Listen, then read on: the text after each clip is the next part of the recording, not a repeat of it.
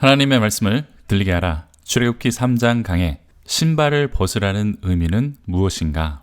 오늘 출애굽기 전반부에 나타난 이야기를 중심으로 아주 쉽게 함께 풀어가겠습니다. 출애굽기 3장은 크게 세 부분으로 나누어 볼 수 있습니다. 1절부터 10절까지는 하나님과 만남과 부르심이 나타납니다.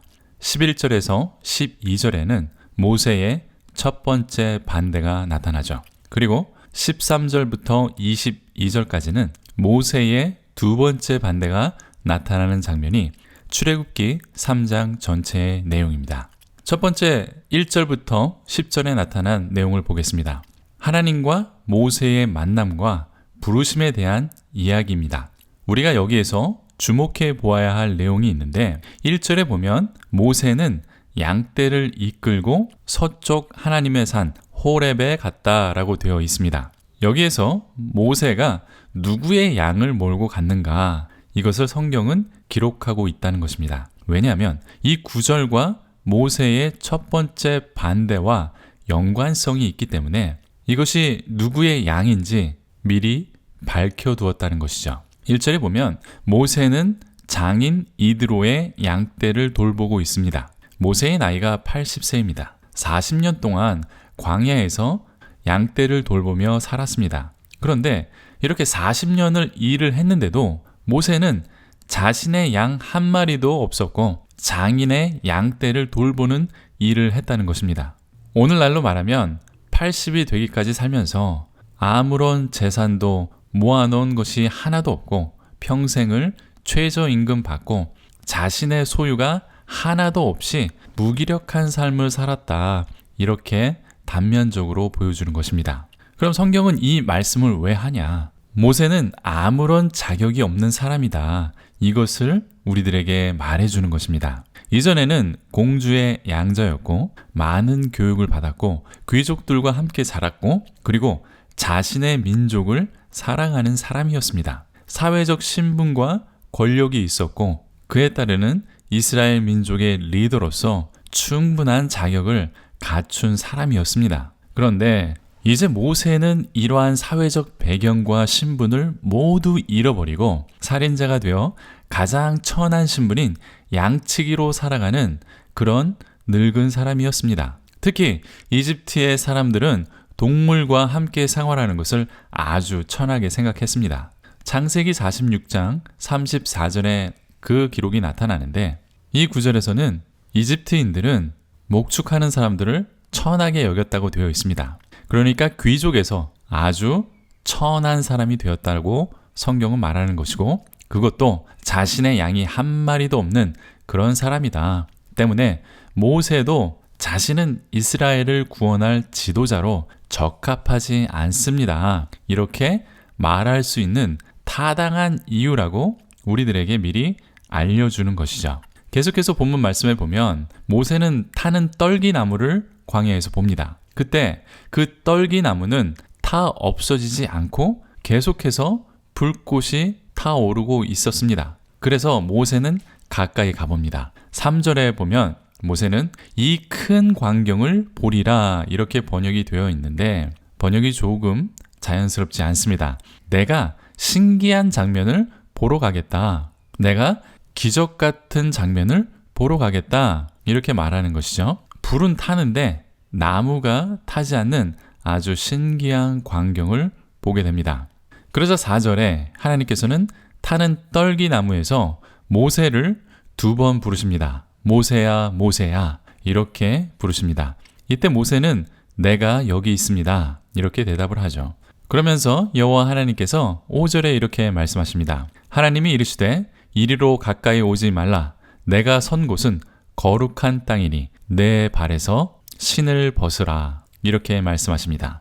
하나님은 신발을 벗으라, 이렇게 명령하십니다. 신발이 무슨 의미가 있는가? 여러 가지의 해석이 다양하게 있습니다. 이에 대한 설교도 많고 글도 많습니다. 그래서 한번 인터넷을 뒤지면서 신발을 어떻게 해석하고 어떻게 설교하시는지 한번 찾아봤습니다. 그랬더니 가장 많은 내용들은 죄를 버린다는 의미다, 또는 권리를 포기한다는 의미다, 자신의 의지를 포기한다는 의미다, 이렇게 해석하는 내용이 제일 많았습니다. 왜냐하면 이러한 내용으로 아주 유명한 주석에 이렇게 나와 있기 때문인 것 같습니다. 보통 노예들은 신발을 신지 않습니다. 때문에 노예처럼 절대적인 순종을 하라, 그런 의미다, 이렇게 아주 권위 있는 주석에서 설명을 하고 있었습니다. 노예처럼 신발을 벗어서 자신의 권리를 포기하고 또 의지를 포기하고 하나님께 절대적인 순종을 하라, 이러한 의미로 해석된다, 이렇게 되어 있었죠. 노예가 신발을 벗고 다녔기 때문에 노예와 같은 전적인 순종을 의미한다. 그럴듯하지만 이렇게 해석하면 큰 문제가 발생이 됩니다. 그리고 출애굽기 3장의 전체적인 내용과 어긋나는 부분도 발생합니다. 우리가 이렇게 전적인 순종이다, 노예와 같은 순종을 의미한다, 이렇게 해석하기 전에 본문 말씀을 한번 잘 봐야 합니다. 신발을 벗으라는 이유가 본문에 나타나기 때문입니다. 오늘 본문 말씀에는 이렇게 말씀합니다. 내가 선 곳은 거룩한 땅이니 내 신발에서 신을 벗으라. 이렇게 이유를 설명해 주셨습니다. 모세 내가 절대적으로 순종해야 하기 때문에 신을 벗으라, 이렇게 말하지 않았다는 것입니다. 하나님은 절대적으로 순종할 노예가 필요한 것이 아니었습니다. 하나님은 처음부터 사람을 그렇게 창조하지 않으셨습니다. 하나님께서는 모세에게 무조건적인 순종을 강요하지 않으셨습니다. 때문에 하나님은 모세에게 설명하고 대화를 계속해서 이어나갑니다.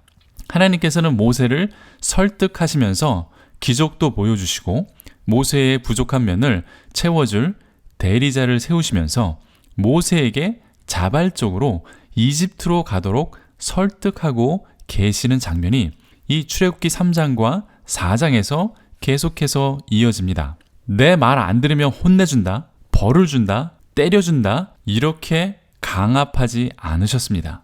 말을 듣지 않는 노예에게는 설득이 아니라 채찍을 드는 것입니다. 하나님은 채찍을 들지 않고 설득해 주셨습니다. 만약 하나님께서 절대적인 순종을 원하는 노예를 원하셨다면 하나님께서는 모세를 때려서 강제로 말을 듣게 하셨겠죠. 하지만 하나님은 우상이 아닙니다. 살아계신 주 하나님께서는 우상들과 다릅니다. 우상들은 절대적인 순종을 요구합니다. 노예들에게 절대적 순종을 강요하는 것이지 하나님은 인격적인 관계를 원하시는 분이기 때문에 계속해서 모세를 설득하고 우리를 설득하시는 것입니다. 우상들은 겁을 주고 강압적인 순종을 원합니다. 노예들도 마찬가지죠. 하지만 우리는 하나님께 노예가 아닙니다. 우리는 하나님의 자녀이고 자유인이고 한 인격체로서 우리의 자유의지로 하나님을 믿고 하나님을 사랑하고 그리고 하나님께 순종하는 것입니다. 순종하지 않으면 벌받고 사고나고 아프고 사업이 망하고 가족이 잘못되는 이것은 무당들이나 이렇게 말을 하는 것입니다. 때문에 무당들이나 우상들은 큰 돈을 내고 구슬하거나 제사를 지내거나 부적을 쓰거나 헌금을 하지 않으면 이러한 불행과 사고를 당하게 된다. 가족이 화를 입게 된다. 내가 곤경에 처하거나 아프게 된다. 이렇게 말을 하는 것입니다. 혹시 그럴 일은 없겠지만 어떤 목사님들이나 교회의 성도님들 중에서 이렇게 무조건적인 순종을 요구하는 분이 있다면 그것은 무당이지 하나님의 말씀이 아니라는 것입니다. 다시 본문 말씀으로 돌아와서 하나님께서는 이곳이 거룩한 땅이기 때문에 신을 벗으라고 명령하십니다. 하나님께서 임하시는 곳이 거룩한 곳이기 때문에 신을 벗으라는 것입니다. 한국 문화도 그렇지만 우리는 신을 벗는 것에 굉장히 익숙합니다. 중동에서도 성전이나 종교시설에 들어갈 때에는 신을 벗는 문화가 있었습니다. 하나님이 임하시는 또는 신이 임하는 그러한 경건한 장소이기 때문에 그렇게 경의를 표하는, 신을 벗어서 경의를 표하는 그런 문화 중에 하나이죠. 지금도 이 문화는 계속되고 있습니다. 중요한 것은 하나님께서 임하시는 곳이 거룩한 곳이기 때문에 그에 합당한 행동을 해야 한다라는 것을 말씀해 주는 것입니다. 여호수아 5장 15절에서도 하나님께서 여호수아 앞에 임하셨을 때 신을 벗으라고 명령하셨습니다. 하나님의 임재와 하나님의 영광이 임하는 곳에서 우리는 신을 벗고 그에 합당한 행동과 경의를 표현해야 하는 것이죠. 거룩한 하나님 앞에 나가는 그 행위가 바로 신을 벗는 행위라는 것입니다. 그리고 6절에 보면 이런 행동도 있습니다. 모세가 하나님 뵙기를 두려워하여 얼굴을 가리매 라고 되어 있습니다. 얼굴을 가리는 것은 두려움을 표현하는 행위입니다. 열왕기상 19장 13절, 이사야 6장 2절에 이와 비슷한 내용이 나타납니다. 모세는 하나님의 임재 앞에 두려워했습니다. 이렇게 두려워하는 모세에게 하나님께서는 이렇게 말씀합니다. 7절에 보면 하나님께서는 내 백성의 고통을 보았고 부르짖음을 들었고 고통을 안다, 인지하고 있다 이렇게 되어 있습니다. 우리가 믿는 하나님은 살아계신 인격적인 분입니다. 하나님께서는 우리의 아픔과 슬픔과 고통을 직접 보고 들으시고 알고 계신다. 이 말씀을 우리들에게 해주는 것입니다. 우리는 하나님의 소유된 백성입니다. 7절에 내 백성이라는 단어가 반복이 되는데 또 10절에도 내 백성이라는 단어가 나타납니다. 우리는 하나님의 백성이기 때문에 노예로 살게 하지 않으시는 것입니다. 하나님은 우상과 억압자들의 노예로 남아있는 하나님의 백성을 구원하시려고 합니다. 8절에 보면 하나님께서는 우상과 억압자들의 노예인 하나님의 백성을 아름답고 광대한 땅, 젖과 꿀이 흐르는 땅, 곧 가나안 땅으로 인도하시려고 합니다. 우리는 무조건적인 순종을 해야 하는 노예가 아닙니다. 자발적으로 순종하는 하나님의 자녀입니다. 하나님께서 우리의 아버지가 되십니다. 우리는 이 아버지의 마음을 알고 붙잡아야 합니다.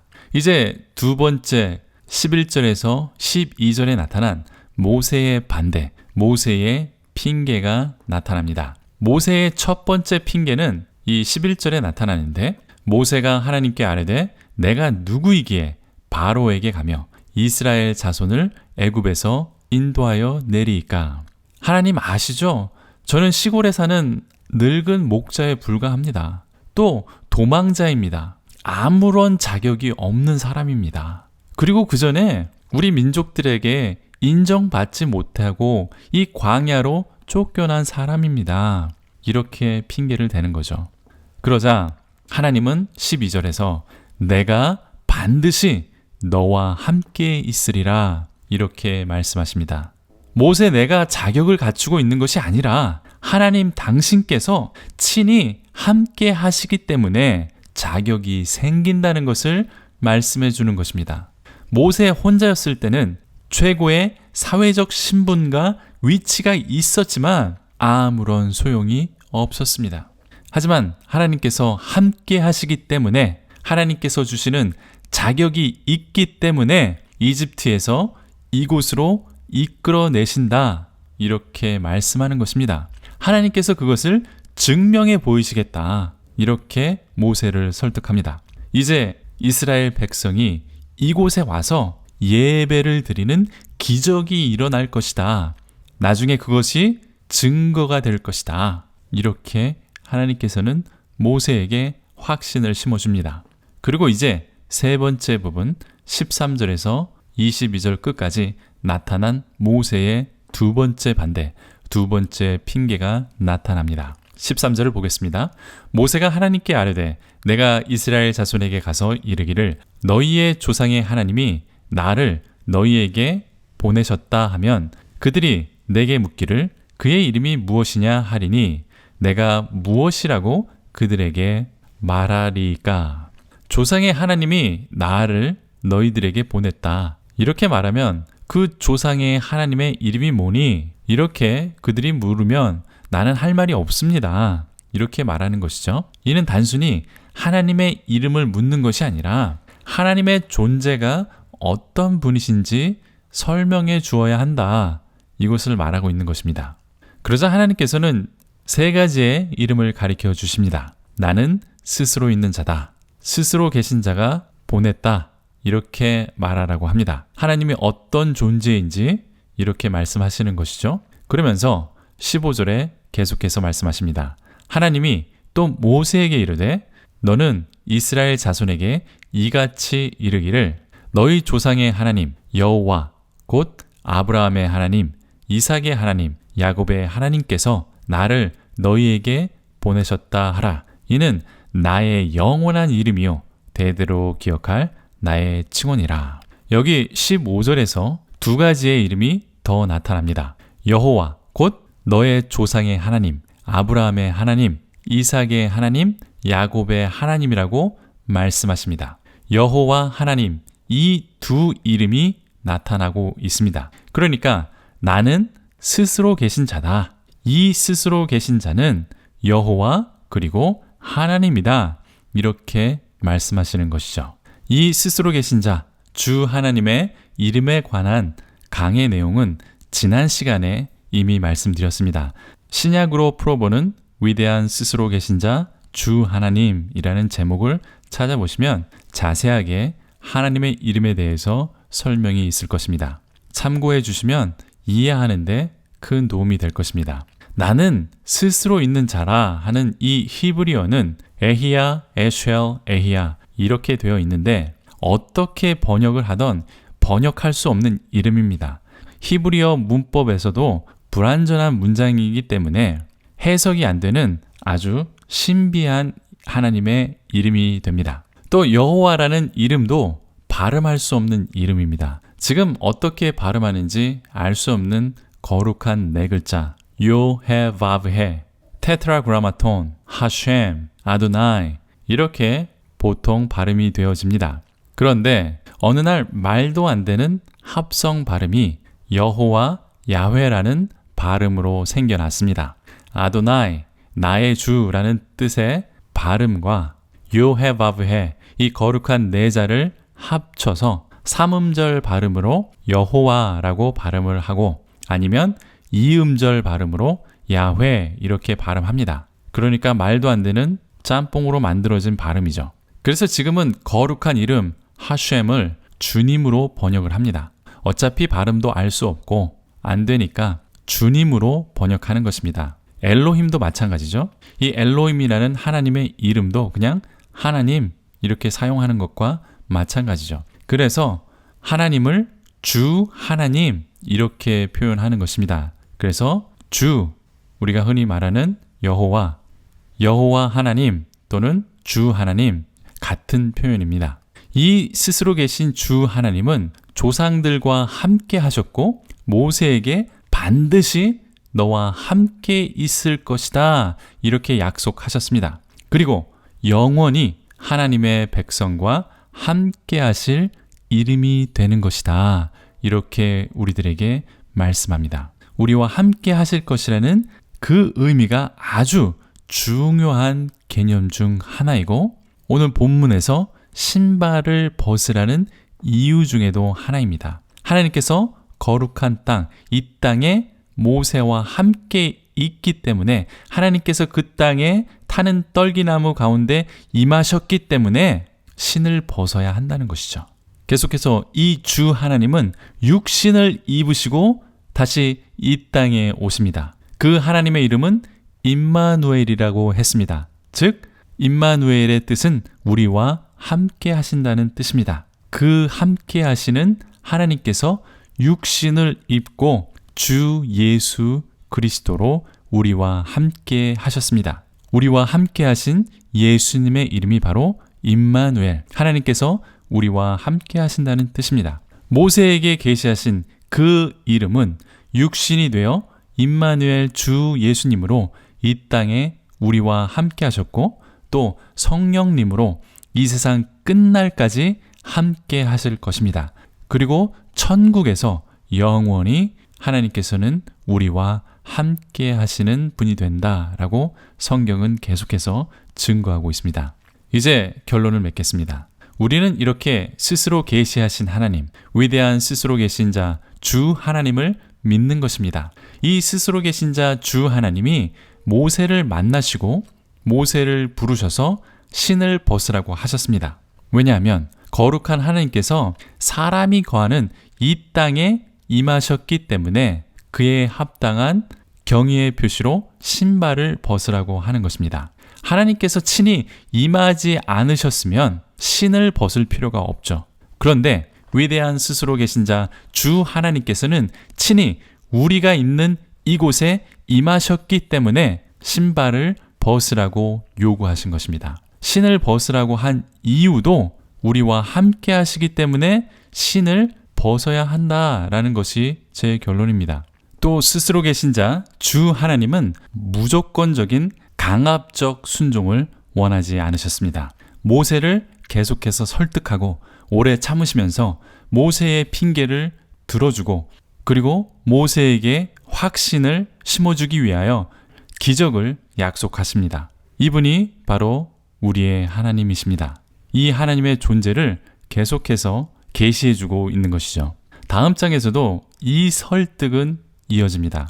마치 어린아이가 부모님에게 떼를 쓰듯 그런 대화가 계속해서 이어집니다. 모세가 핑계를 내세울 때마다 그에 따르는 해결책을 제시하시고 설득하시는 장면이 나타나게 됩니다. 바로 이분이, 설득하시는 분이, 강압적이지 않으신 분이, 노예를 요구하지 않으시는 분이 바로 우리의 하나님입니다. 위대한 스스로 계신 자 주 하나님은 끝까지 모세와 함께 하시고 이스라엘 백성과 함께 하시면서 임마누엘 주 예수님으로 이 땅에 겸손히 오셔서 우리를 지금 설득하고 계십니다. 그리고 지금도 저와 여러분 가운데 거하시면서 예수님의 영이신 성령님께서도 지금 우리와 함께하고 계십니다. 이분이 우리의 하나님이라고 성경은 말씀합니다. 우리와 함께 하시는 위대한 스스로 계신 자 주 하나님과 함께 우상으로부터 승리하시고 무조건적인 순종으로 우리를 약탈하는 우상으로부터 승리하시고 억압과 겁을 주는 악한 세력에서 승리하시고 여러분의 삶 속에 성령님이 충만하셔서 자유함이 넘쳐나시길 간절히 축원드립니다. 아멘. 도움이 되셨습니까? 질문이나 의견이 있으시면 댓글을 달아주십시오. 또 구독과 좋아요, 알람 설정까지 해주시면 제게 큰 힘이 됩니다. 계속해서 꾸준히 제 성경 강의를 들어주시는 구독자 여러분들께 다시 한번 감사의 말씀을 드립니다. 또 후원해주신 여러분들께도 정말 다시 한번 머리 숙여 감사드립니다. 계속해서 주변에 공유해 주시고 이 사역에 함께 하시는 동역자로 동참해 주십시오. 감사합니다.